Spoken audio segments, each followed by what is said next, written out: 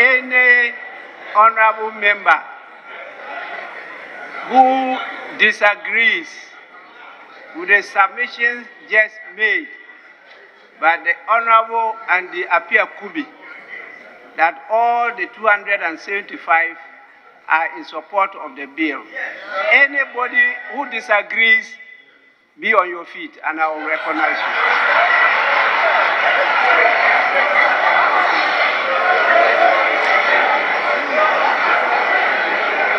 After the chairman of the Constitutional, Legal and Parliamentary Affairs Committee had read the committee's report, MPs from each side of the House took turn to speak on it, rallying their support for the bill passage. Mr. Speaker, the matter before this House is so important that, Mr. Speaker, for the first time in my lifetime as a legislator in this House, a private member's bill attracted over 200 memorandum. 200. The bill was so attacked that it got to a stage I got scared. I thought that it would see the light of day. Mr. Speaker, the law as we have it now prescribes unnatural carnal knowledge without even adding anything. So there is nothing also before us requesting of us to pass a law to allow that so far. Mr. Speaker, I'm very happy that this House of 275 members all endorse this bill. And we are religiously going to support the bill to pass. I am speaking to the House and supporting the bill and also indicating the support of all our members because our membership as Ghanaians, all Ghanaians support this bill. Mr. Speaker, Ghanaians are speaking, and Ghanaians are speaking through their members of parliament. And parliament is very unanimous in saying that we will pass this bill. The Quran in Surah Al-Nasr, verses 15 and 16, and in particular 16, the Speaker for time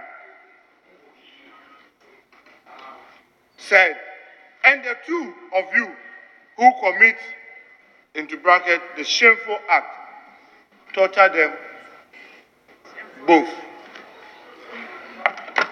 This is the divine book. And for we Muslims, there's no but, there's no if the Quran speaks. It says, torture them both. I'm told that in the Quran, in the Bible, it says, stone them to death. Mr. Speaker, the sad thing is that I don't understand why the Europeans and the Americans are on the Africans. Saudi Arabia, why are they running away from Saudi Arabia? Because of the oil. Mr. Speaker, many has been said. But same-sex marriage is abhorred by all cultures, all religions. And the issue of LGBT and all the rights some people ascribe to, I dare say that LGBT is not a human right, it's a sexual perversion. A sexual perversion that must not be condoned. It is not correct and it cannot be accepted.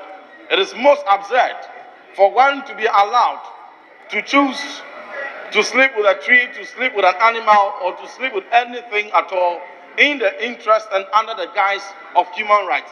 That is not human rights, that is sexual perversion. Sex is assigned at birth, and that is the context of gender we are talking about.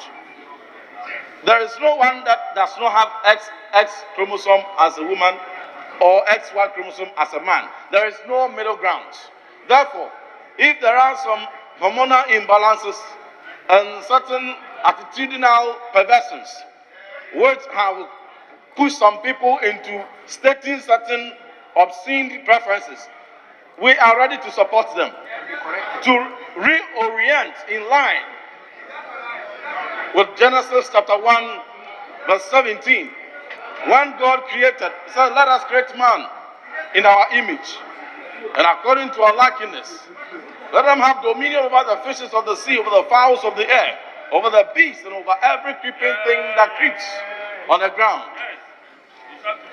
And God created man in his image. And the Bible goes on in verse 18 to say, man and woman created he.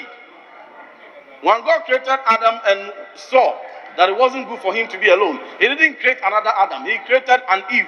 Mr. Speaker, the matter before this house is so important that, Mr. Speaker, for the first time in my lifetime as a legislator in this house, a private member's bill attracted over 200 memorandum.